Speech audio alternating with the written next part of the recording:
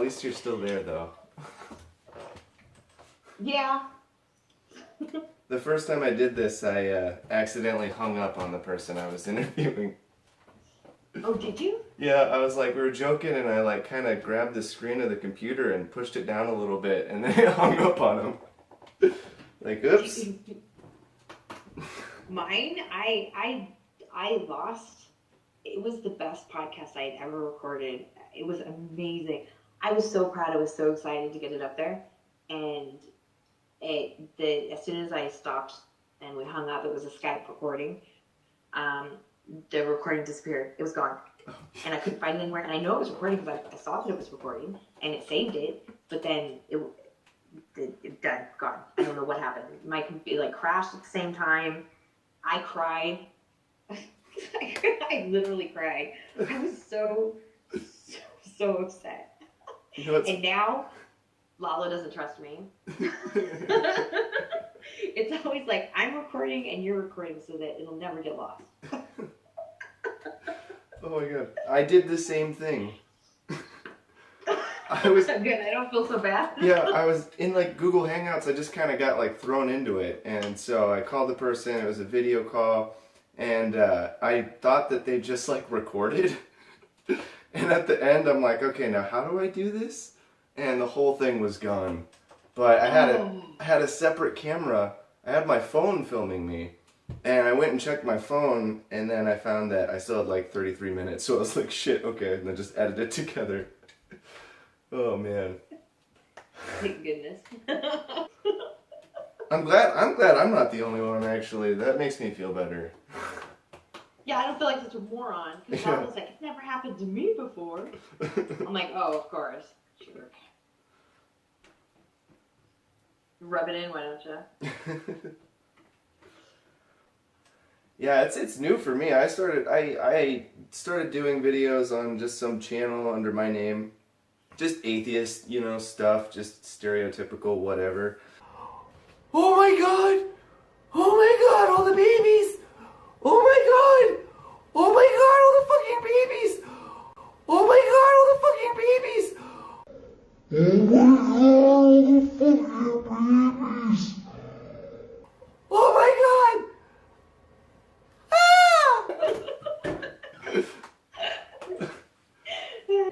I came back to Twitter. I spent 3 years away. Oh wow. Because I was on Twitter a long time ago about I was like a Tila Tequila hater. Like I was on there like it's so like I admit that to anyone. It's embarrassing, but it's true. So I spent a lot of time just like trolling Tila Tequila, and then I left because I didn't care anymore. Didn't bother with Twitter for years, and then I think it was end of. Might have been December. I think it was around December or maybe November. I decided to pop back onto Twitter. I hadn't even paid attention to like atheist YouTube videos. I watched a lot of YouTube, but it was more like D News and Jack's Films and Chester C and like, but not this community of YouTubers. Yeah. I didn't even know they existed. I knew Thunderfoot existed. I'd never heard of Sargon before. I'd never heard of Armored Skeptic. I watched the first video I saw of his was that blonde chick that I think I mentioned it at the Creationist Museum. I laughed so hard. I loved it, and then I couldn't get enough of it. So I was new to all of it, and so I came back and I met Anthony and AIU and all those people and got to know a lot of those people, and things got a little bit different with them, and I got to know other people through them, and pretty soon the group of people became bigger and bigger, and then I guess the rest is history. I don't talk to a lot of people that I talked to when I first started Twitter. I've learned. But I still enjoy the people that I surround myself with. I like debate. I like people telling me that I'm wrong. I mean, I wouldn't be an atheist now. I'd still be even a Mormon if I wouldn't allow myself to be wrong. So I enjoy, as long as it's respectful debate. Yeah. That's the most important thing. if the other person has to be open to dialogue and being able to change their minds too. It's really hard to debate somebody that absolutely is stuck in one set mind and frame, and you're not going to be able to get them out of it. Yeah. I love philosophical debates too, but sometimes they get a little bit much. Mm-hmm. Like some people want to philosophically debate pedophilia, Yeah. what age is okay. And I was like, no, we're not doing that. That's not happening. Yeah. I want nothing to do with that. So there's some parts of it that get a little bit much. Mm-hmm. But yeah, just falling into this and like falling into, I was always afraid to speak out about Islam because I was afraid of the repercussions, because I knew in being so vocal about it, I was putting myself in danger and my kids. So it was kind of hard to start doing that. But once I did, I felt compelled, I think is the better word. Like I didn't have a choice. I saw what was going on, and I saw how bad things were getting. And people weren't saying the things I had been through or the things that I knew. And I felt like I had to. Mm-hmm. Like I didn't, again, I don't have a filter. And I'm just so glad I did. I'm so glad. However I got there, I'm just so glad that I started it, because now I can help people. I'm not rich. If I was rich, I'd be handing money. Whoever's stuck over there, I'd be like, well, here's as much money as you need to bribe people to get out. Yeah. If I had a team of, military guys behind me that, I don't know, ex-Navy SEALs that I could hire to go in and save people, I'd do it too. And I can only do what I can do. Wouldn't that be badass? Yeah, that'd be super badass. I want to be like, I want like billions of dollars, and I could just hire my own mercenary guild or little group of mercenaries to go in and save people. It'd be so cool. That'd be a really cool idea for like a fictional book. Actually, right. That'd be pretty cool. That'd be badass. I could just see it it'd make a cool movie. Oh. We had one lamb sacrificed for her birth. And because that you have to sacrifice an animal when a baby's born, and then you give out sweets. It's kind of like a celebration, and then you read the adhan. When I say read, I mean say. When you read Quran, you're actually saying it out loud. Mm. So you read the adhan into the baby's ear, and you put honey in their mouth, which is kind of dangerous. But as you're reading the adhan into the ear, so we did that for my daughter. When my son was born, there was a more elaborate party, and they sacrificed twice the amount of animals because he's a boy. So it had to be 2 goats, lambs, or whatever kind of animal we were sacrificing. And then the meat distributed to the poor. So, and then twice the amount of sweets as prescribed by custom and in hadith. And the adhan that was whispered into his ear was, it was the adhan and something else. I can't even remember now. And then they did saffron water on his head because he was a boy. So it was more, some kind of, I don't know the significance of that. I don't know why they do it. But though, once it was a couple years before I could actually get away from Islam and leave, once I knew that it wasn't real. So I had to fake it for a long time. Yeah. I knew that if I admitted that I didn't believe, I would die. Oh, wow.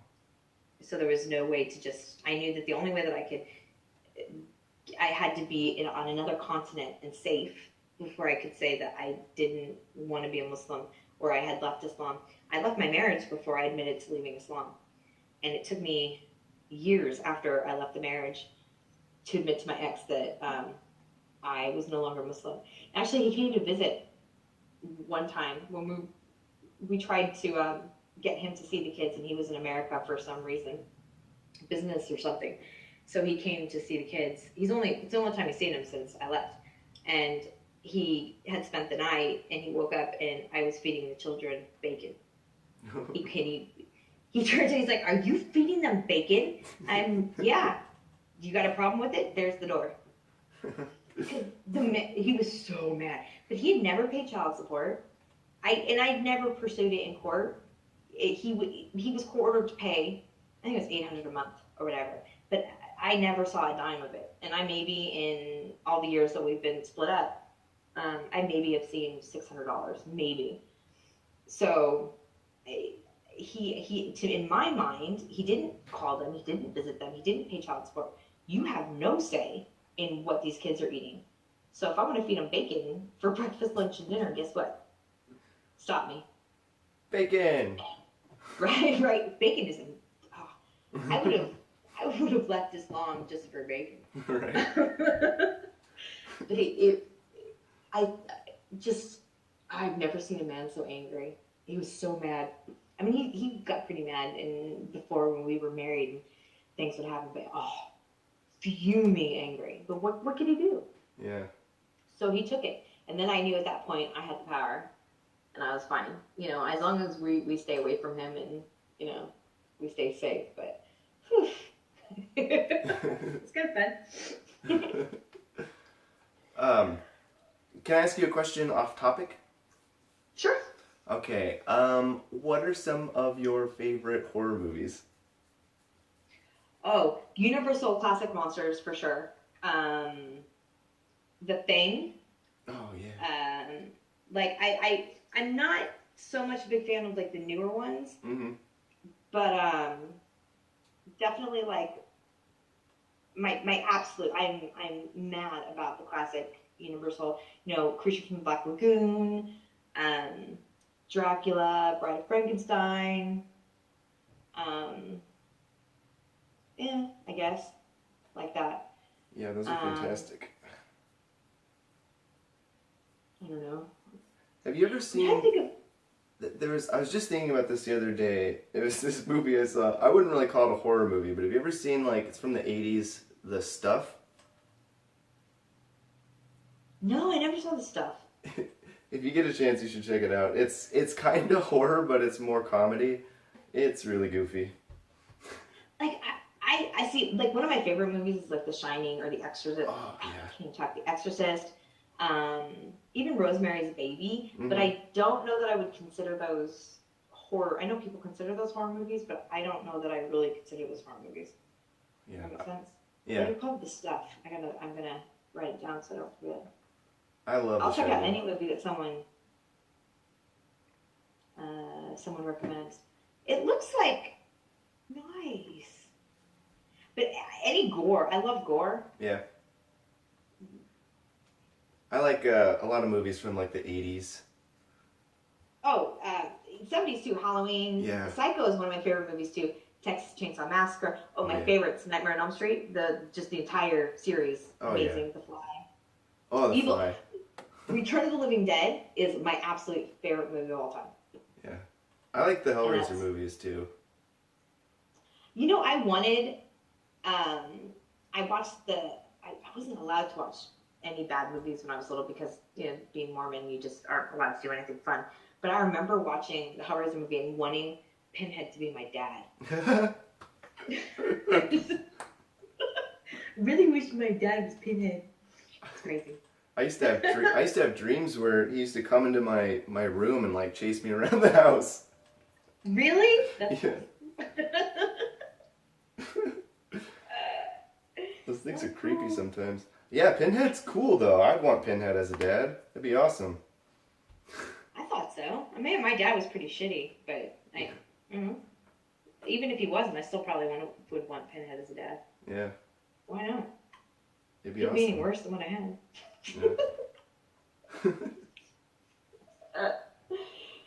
Yeah. Yeah.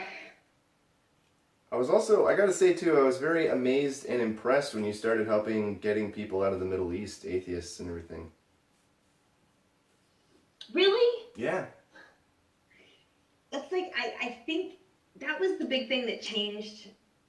Another one of those kick in the gut kind of moments. Because I spent so much of my time online. People like talking to me, I guess. I mean, a lot of people do. If you pay attention to my what I say, even some of my videos, I'm pretty crass, can be vulgar. I'm very blunt, and I say what I think. I don't care if you're gonna like me for it or not. I will say exactly what I think. I don't have a filter. I won't say something to hurt people's feelings or attack them. I will talk about their tiny penis if they're Saudi men and they're calling me names. Tell them they have a skin tag for a penis. I know that gets to them. But other than that, you know, I will attack the substance of what somebody says. At least I hope that I try to just do that. But just so I fell into like raising money for D, and now I'm working on 3 other people. You have to vet them, which is also hard. Like I knew D, I knew Joe. Ria's another one that I started to help. Like I know them, but there's new ones that I don't really know. So it's hard because they want to be anonymous, but at the same time, I can't start collecting money for somebody that may not be real. And there's a lot of scammers online, so you have to be really careful. So it's a really strange, like, it's a dance. It's a little dance you got to do. But I fell into the campaigning kind of accidentally, and I was good at it. I was like, I'm good at this. Like, wow. Yeah. And then I realized that I could really, really make a difference. And again, because I have to be, well, I was anonymous up until now. I with campaigning to collect money for people and podcasting, I decided that I wasn't going to be anonymous anymore because I think your words mean more when you're not anonymous and not anonymity, whatever that word is. Anonymity is important, you know, and it's people need it, but at the same time, I think when you have repercussions to your words because you're not anonymous, it absolutely means more. There's more weight behind your words. So again, if you're going to be doing financial transactions or big things like that, charity work, I think it's important to not be anonymous. So falling into that, I decided that's what I wanted to focus on. Isaac's been doing it with Saudi, and Isaac and I weren't talking at the time. I didn't really realize that he was doing it. And then I saw his traction with his Stop Enslaving Saudi Women hashtag. And I was like, I can do this. Like I could save a life. And I mean, that's why I went to nursing. I went to nursing school so that I could save lives. You know, I couldn't afford medical school, but I knew that not even just save lives, I could make a difference and change lives just by the way I treat somebody. So and I realized that I could really for real save lives. And it's like a high. Like I don't know how to explain it. It's like I'm proud. I wanted to be proud of what I do. And as much as I like making those YouTube videos, I'm not always proud of them. Not always. And and like I said before, I wanted my kids to grow up and be proud of their mom. And I wanted, you know, and just that I could tell people that I've done something I've accomplished something big.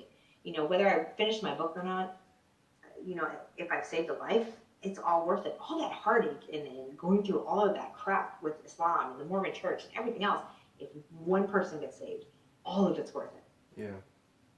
So I sound like, to me, it sounds too much like Pollyanna-ish, like too rainbows and sunshine when the world is so ugly. Yeah. And I lose hope and faith a lot, but it's like I have to hang on to something or I'll go crazy.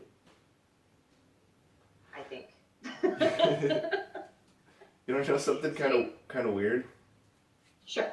So, like, we've never met, you know, I follow you on Twitter, but I totally tell people about this stuff all the time. I've told my grandma about this, about what you were doing, helping getting people out of the Middle East and shit. It's just kind of weird. Really? Yeah. Oh, that makes me so happy. I don't think oh my gosh, that's so cool. See, I don't think that I have that much of an impact. You know, because, you know, I'm tweeting and it doesn't seem like there's much of an impact, but then I'll hear stories from people and I mean, I almost want to cry sometimes because it's like, wow, all the failures I've made in my life and all the fuck ups, you know?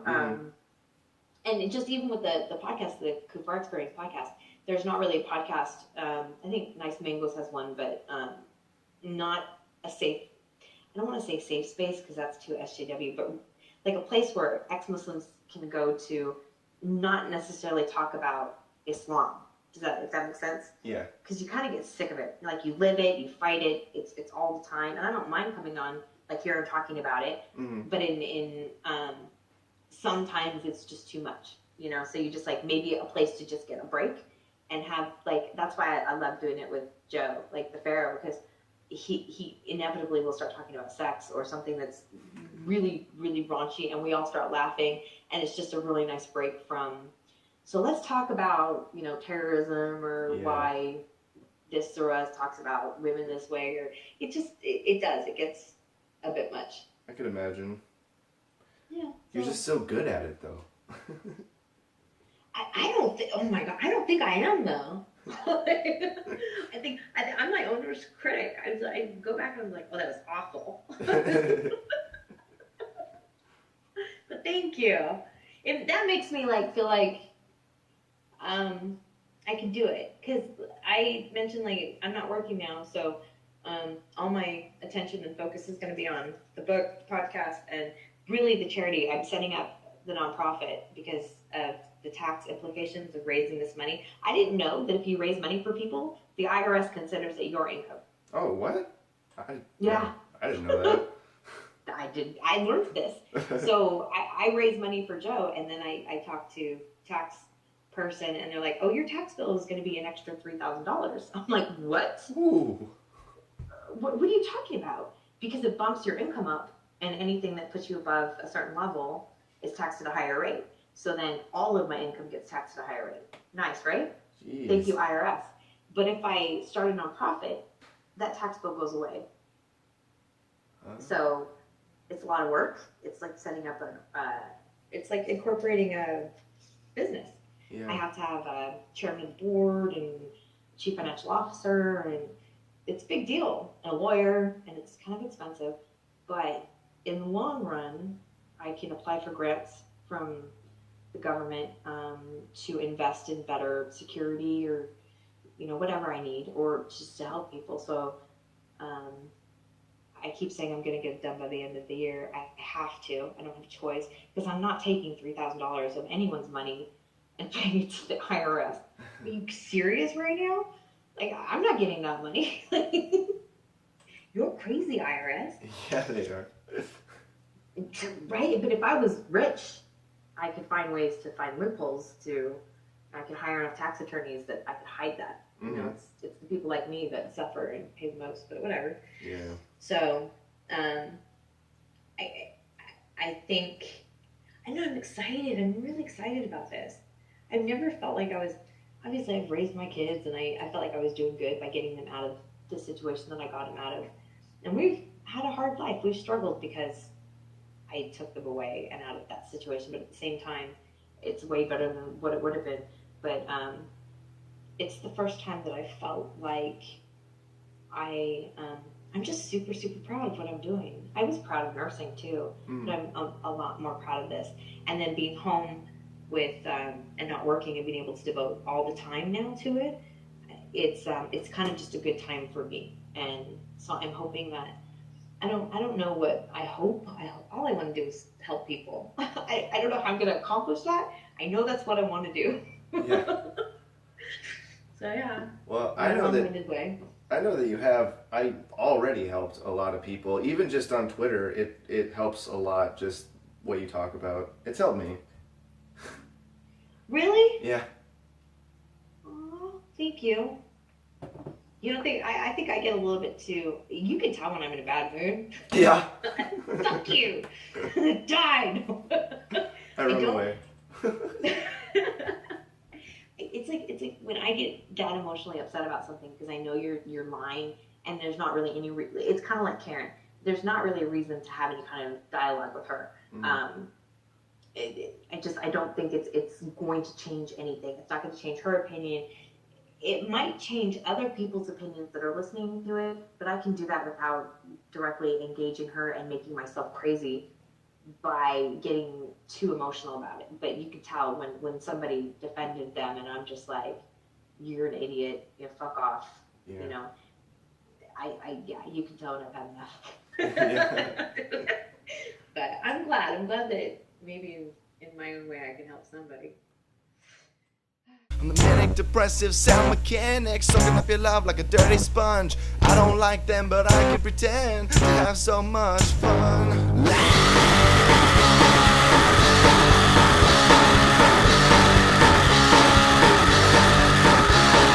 Anti-social, lying commercial, beating on my head like a broken drum. I don't want them, but I can pretend to have so much fun.